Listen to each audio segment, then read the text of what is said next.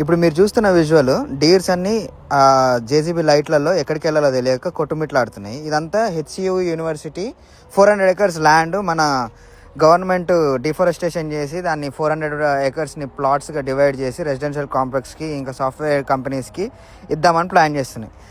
ఒక చెట్టు ఆర్ ఒక ఫారెస్ట్ బిల్డ్ చేయడానికి ఎంత టైం పడుతుంది అనే మినిమం ఐడియా లేకుండా చేసే యాక్ట్ ఇది బేసిక్. మొన్న సీఎం రేవంత్ రెడ్డి మాట్లాడుతూ ల్యాండ్ తెలంగాణ గవర్నమెంట్ది, నేను సుప్రీంకోర్టుతో గొడవపడి తీసుకొని వచ్చిన అంటే ఇక్కడ ల్యాండ్ ఇష్యూ కాదు బేసిక్గా, అక్కడ ఫారెస్ట్ ఉంది, 400 ఎకర్స్ ఆఫ్ ఫారెస్ట్. అలాంటి ఫారెస్ట్ నువ్వు బిల్డ్ చేయాలంటే ఎంత టైం పడుతుంది మనకి?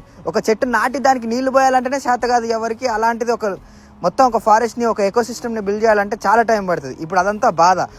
అది వాళ్ళు కట్ చేస్తుంటే, పీకాక్స్ అరుస్తుంటే కళ్ళ నుంచి నీళ్ళు, ఉన్న చెట్లన్నీ కొట్టేసుకుంటూ పోతే మనకు గాలినిచ్చే ఏదీ ఉండదు, నీడనిచ్చేయడానికి ఏదీ ఉండదు. మనం అక్కడ ఇల్లులు కట్టుకొని బాగానే ఉంటాం, కానీ నెక్స్ట్ జనరేషన్స్ కంటూ ఏదీ ఉండదు. అండ్ అనిమల్స్ నేచర్ తో ఆడుకుంటే మాత్రం అసలు సరదా కూడా తీరిపోతుంది. స్టూడెంట్స్ ప్రొటెస్ట్ చేస్తేనేమో అరెస్ట్ చేస్తుంది. ఈ గవర్నమెంట్ మీడియా మొత్తం తప్పుదోవ పట్టిస్తున్నాయి. Government has to take an immediate action and stop this